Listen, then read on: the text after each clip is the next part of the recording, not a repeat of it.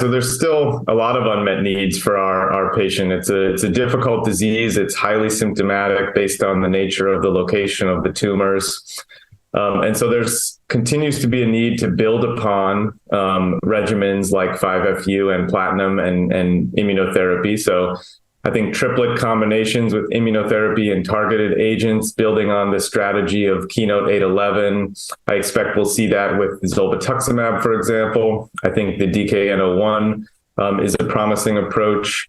I think other biomarkers, for example, FGFR2b, there are 2 ongoing phase 3 trials. So continuing to divide up our patients into selected groups where we can assign them based on a drug that's most likely to help them. This is really where we're hoping to move.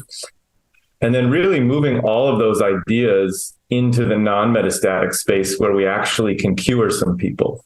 So the whole idea of, let's say, moving a biomarker from stage 4 into stage 2 and 3 is an obvious idea, but is not so straightforward in practice. The first thing I think we're going to see is perioperative immunotherapy.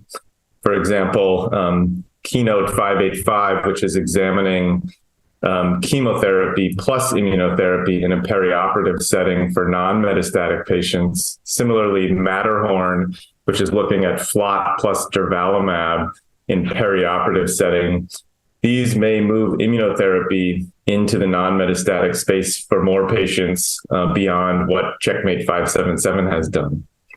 So I think it's really about biomarkers, deeply understanding our patients. The other place is MSI high patients. These are patients where it's pretty clear that immune-based therapies are very active in the neoadjuvant space. We saw data from a trial called Infinity at ASCO GI. We've seen the NEONIPIGA trial, which is published. These are very powerful pieces of data suggesting that immune therapy may be the preferred strategy in these patients. And I think moving all of the other targets, Claudin 18.2, FGFR2, HER2, all of these things into the stage 2 and 3 population is really going to be one of the areas of the future. So it continues to be all about biomarkers, in my opinion.